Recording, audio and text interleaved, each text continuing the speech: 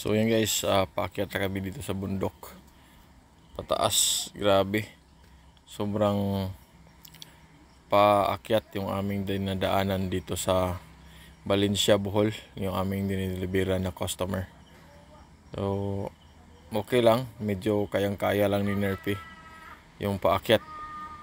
Grabe, sobrang ahon ng daan. Grabe. Nakakatakot pag maubusan ka ng pangambya or mamatay yung truck mo, delikado. Kasi baka doon ka sa baba papulutin sa pag-akyat mo dito sa taas. Pero pagdating mo dito sa pinakataas na, okay naman siya. Plain na yung kalsada na wala nang sa tawag sa Bisaya, patag. So ayan yung customer namin, yun yung malaki pala ng bahay dito. Tapos sobra pa magtawad ng delivery charge. Ayan yun yung bahay Ayan yung cargo namin. Ayan. Yan yung bahay. Sobrang laki. Yan yung bahay Yan.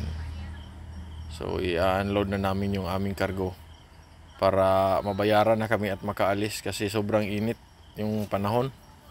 Grabe. Sobrang init yung panahon guys. Yan. Yan yung anak ko, yun yung helper ko ngayon. Siya yung magtutulong sa amin na magbaba ng cargo.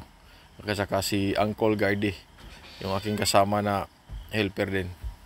Kaming tatlo ang magbaba ng cargo dahil mabigat to kasi tiles yung aming karga ngayong araw dito sa Valencia, Bohol.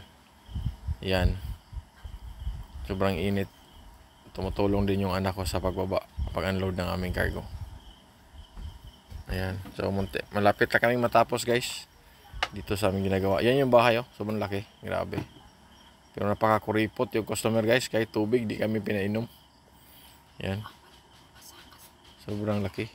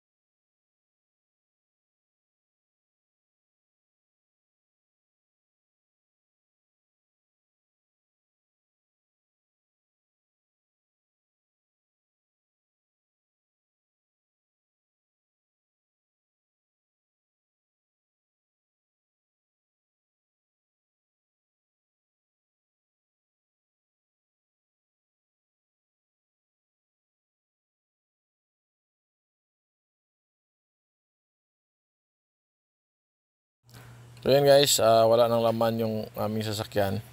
At palabas na rin ako para makaalis na po kami. So thank you for watching. God bless.